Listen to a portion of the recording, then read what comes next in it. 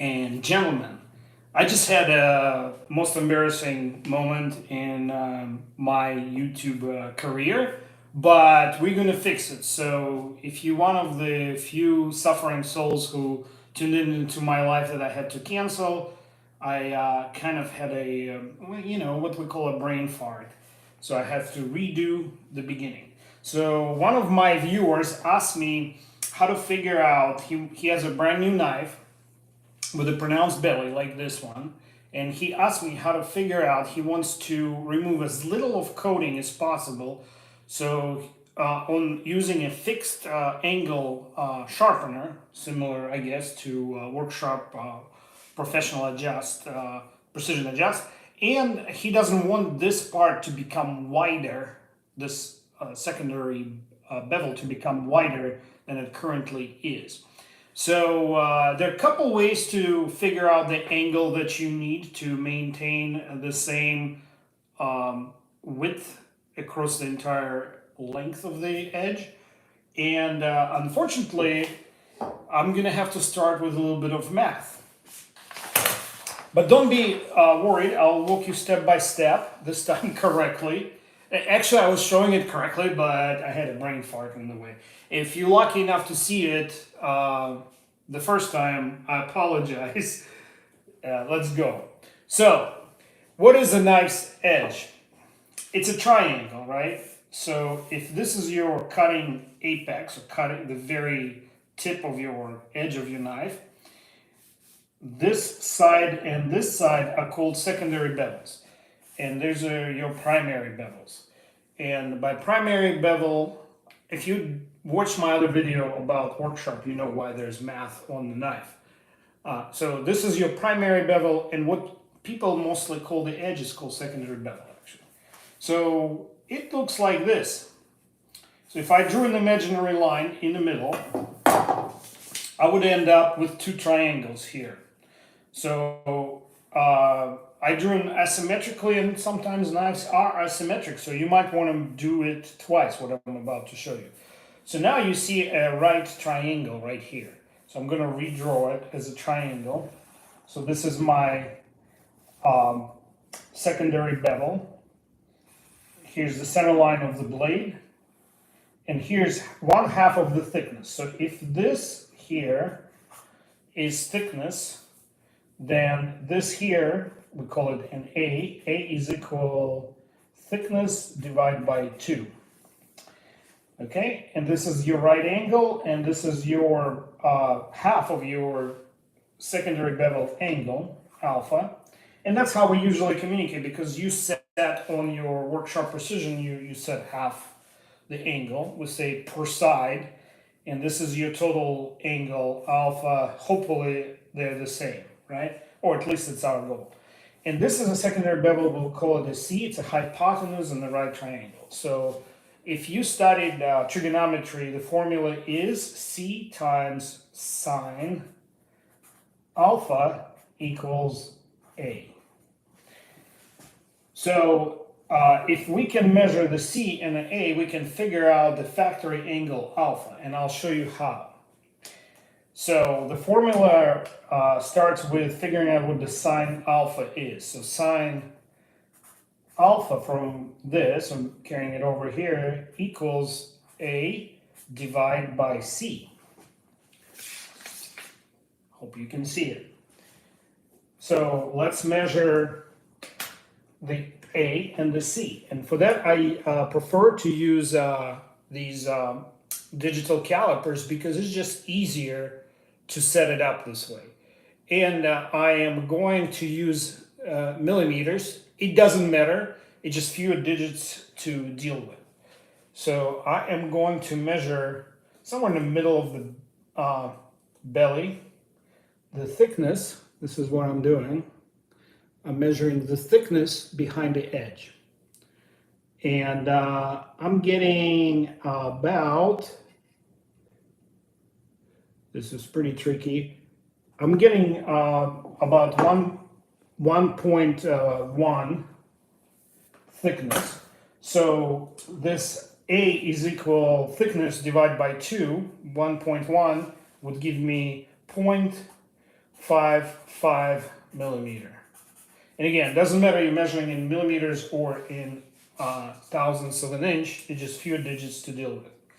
And now for the tricky part, now I have to measure the distance from the edge to where the secondary bevel ends or primary bevel starts. And to do this, I'm gonna let's do it.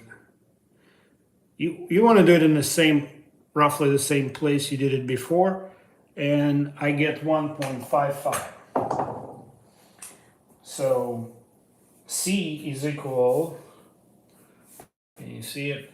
1.55. This one you don't divide by 2. So sine of alpha is equal 0.55 divided by 1.55. Okay, so in your smartphone there's a calculator, and this calculator has superpowers. Well, let's first calculate what this value is. There you go. Let's calculate what this value is. So 0.55 divide by 1.55 equals 0.354. 0.355 actually, if you round it up correctly, 0.355. But I'm not going to clear this number because I'm going to use it in the next step. So all you have to do is rotate your phone like so, and now you have all these magical powers here. There are all these trigonometry functions. That's how it's going to come up. And you will locate sinus, or sine, right here, S-I-N. And you need to locate second, right? So first you're going to click second, which gives you the inverse of the sinus. So, and then this number is the value you calculate. Just leave it right there. Or you can clear and re-enter 0.355 if you prefer.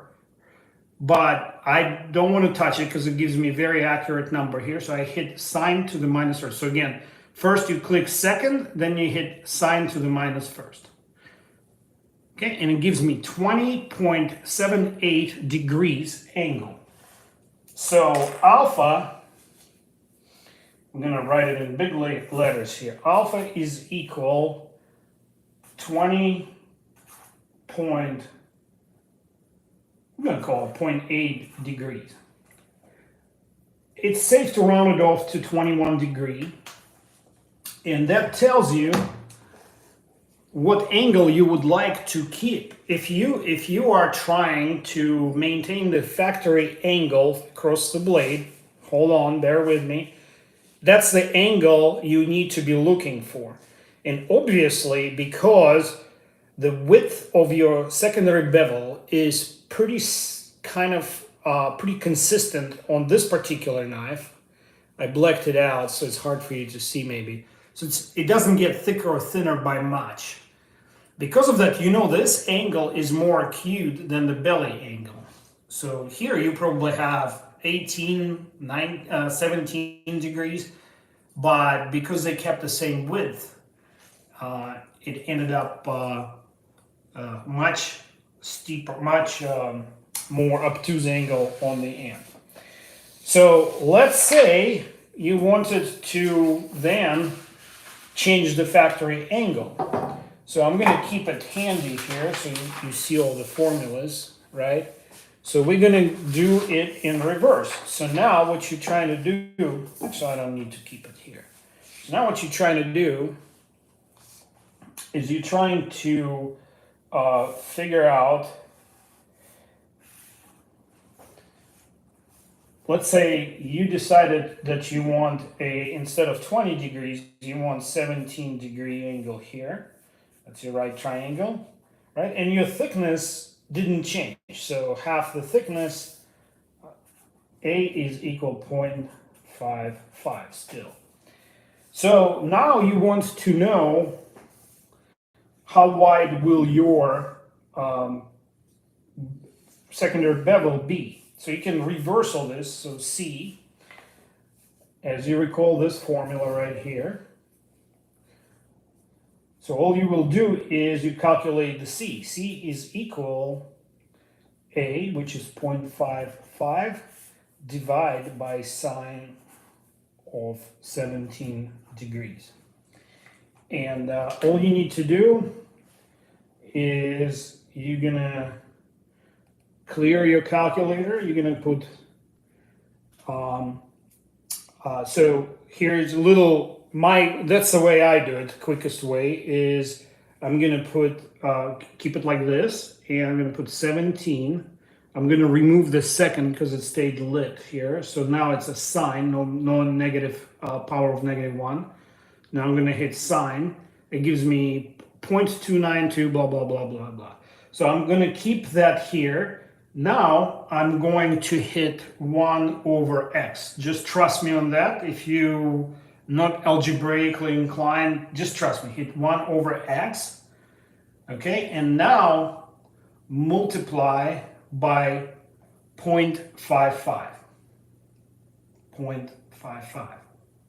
And now that is equal 1.88 millimeter. So with a 17-degree angle, you're going to get 1.88 millimeter width of your edge or secondary bevel at the point where you measure.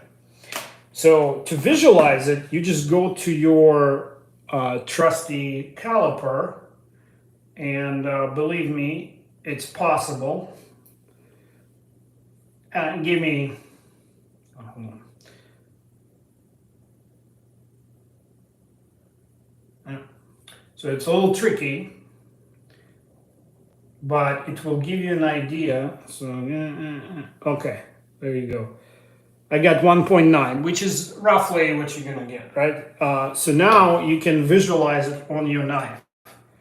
So if you look closely, I'm gonna try to, and it's a little hard to finagle it with two hands.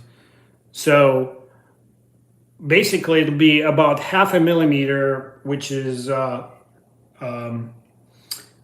let me show you what it is in inches. So 0.4 something, right?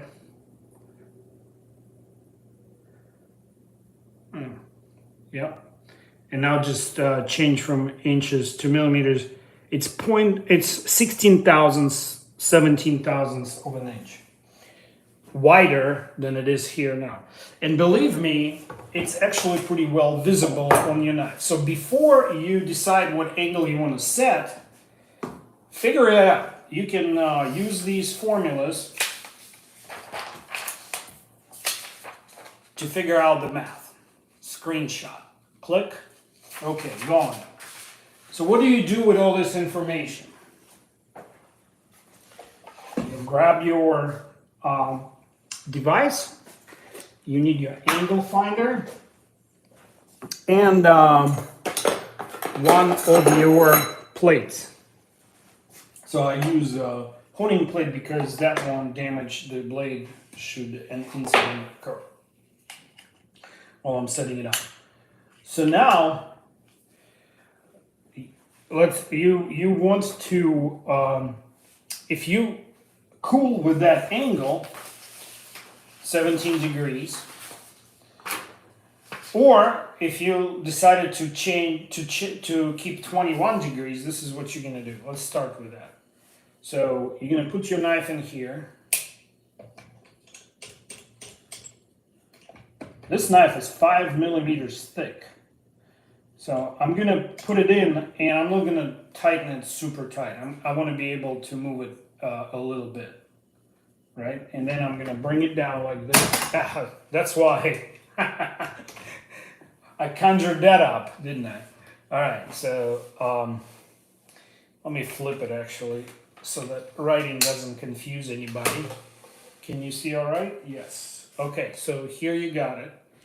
And you're gonna bring down, and we decided that the current angle is 21. So because how far out this blade is, it's gonna show much higher value here.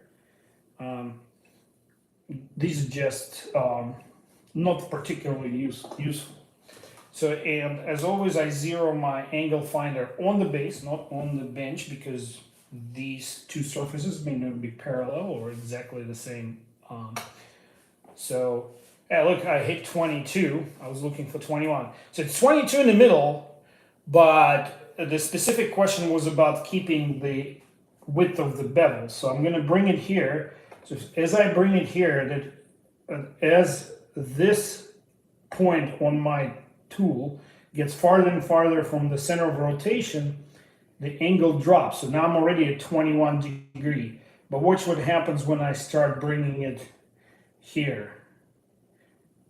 Now it's too low. So what you need to remember is you need to turn to increase the angle on the belly. You need to turn the belly into the tool. And if you want to decrease the angle, you need to turn it out. Let me show you. So if I rotate it here, look how my angle is growing. So now I'm exactly at 21, so I'm going to start tightening it here. And, you know, that changes the angle slightly, but once the rubber compresses, there's a little bit of rubber in there. I get 21 here, so let's see what it looks like here. 22, 21 and a half. So you can play with the knife's positioning in this device and find the minimum sort of deviation in the angles. But it's always harder to, you know, to control the center than it is to control the extremities. So if you're trying to keep the narrowest or trying to keep the factory width of the primary bevel, you're going to have a slightly more obtuse center. So this angle will change. Now, your edge will still be coplanar. It's all going to be one plane. But, or at least it's going to be flat. That's what I'm trying to say. It's going to be flat across the entire width. But think about it this way. So when you work with a knife, when you're cutting with this, especially with a bushcrafting survival knife like this Rat 7, you have a range of tasks that you're doing with it. So you might be doing something up close like this, precision tasks or feathering, right? You might be chopping, or you might be trying to carve into something at the tip, or like this. So where your knife will see most abuse is in the center. So having a slightly more obtuse angle in the center is actually not a detriment to a bushcraft knife or survival knife. You know, when you deal with pocket knives, it's a little bit of a different story, right? Because your EDC knife where you're cutting cardboard, you want a same slashing action across the entire edge. So, but with your bushcrafter, you don't mind being a little bit tougher up front where you do chopping and a little bit more slicey toward the back. And if you look closely at this particular knife, and you know, Ontario Knife Company went out of business, but there were people there who worked there for 40 years. People that sharpened that knife, or person who sharpened that knife, might have been there for 40 years. And they know knives. So, you know, nobody could say that Ontario did not have good knives. They're basic, really good knives. So too bad they went out of business. And by the way, I had a video about that, and I'm tracking with Blue Ridge Mountains. There's no news about bringing this production back to the United States. Now, so they said they're trying to find manufacturing facilities to make these knives in the United States because they own the rights. Sorry, I totally digress. So anyway, if you look closely, that person who knows knives sharpened this more acutely here, and then it becomes more and more obtuse toward the edge.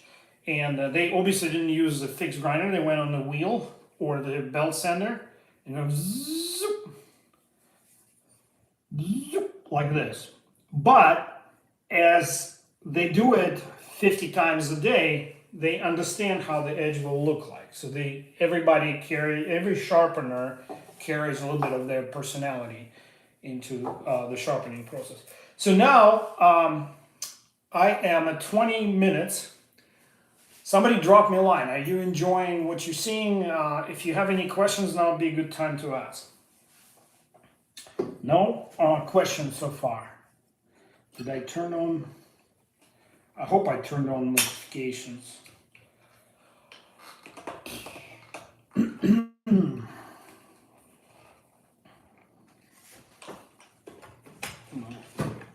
Yeah, so this knife is pretty much at the extreme capability of this device. If it was, it can go, I showed in another video that it can go to 6 millimeters.